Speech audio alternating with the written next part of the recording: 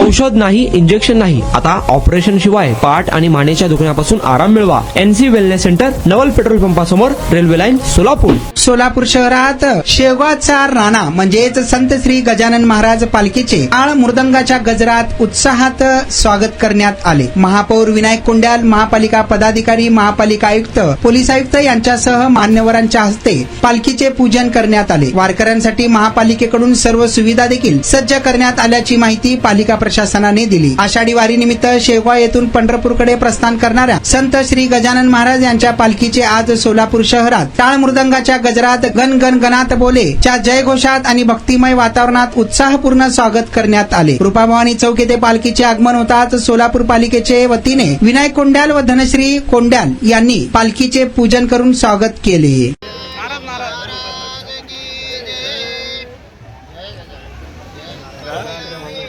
इकडे पाहा महाराज, झाल्यावर महाराज मोबाईल दादा मागडी येतो. हा पाकिट दिल्यानंतर महाराज इकडे बघा. महाराज इकडे काका चलते जरूर मोबाईल निश्चित तो हो. थांबा महापौर, थांबा. पुढे या.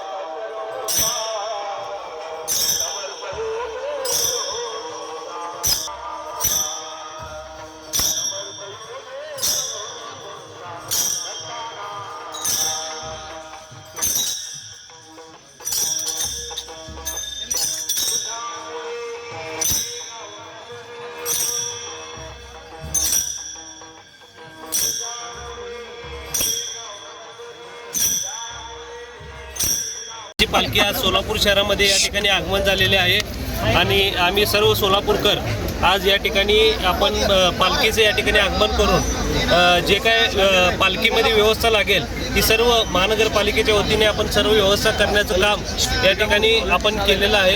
आणि आमचं भाग्य आहे की आज गजानन महाराजांचं या ठिकाणी आम्हाला दर्शन घेता आलं.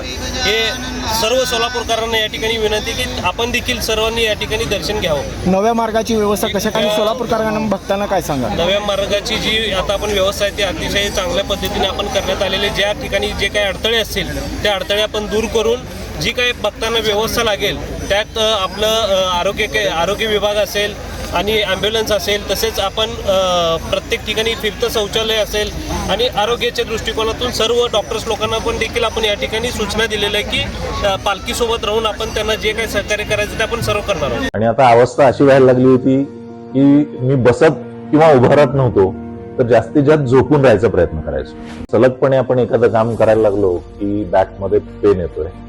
सुरुवातीला मी त्याला इग्नोर करायचा प्रयत्न केला, त्याच्यानंतर मला जाणवलं की इग्नोर करून हे काही कमी होत नाही. या ट्रीटमेंटच्या दरम्यान मला कुठल्याही गोळ्या किंवा इंजेक्शन घेण्यासाठी सुचवलं गेलं नाही. मला पाठदुखीचा खूप त्रास होता. आयुष हॉस्पिटल जयसिंगपूरमध्ये दाखवलं, त्यांनी त्यावर मला सर्जरीचा सल्ला दिला. त्यामुळे मी आज साधारणपणे 90% पर्यंत रिलीफ आहे. 1 वर्षापासून कंबरदुखीचा त्रास जाणवू लागला. जवळपास माझे आज 20 सेशन झाले, तर मी आज ठणठणीत बरा आहे.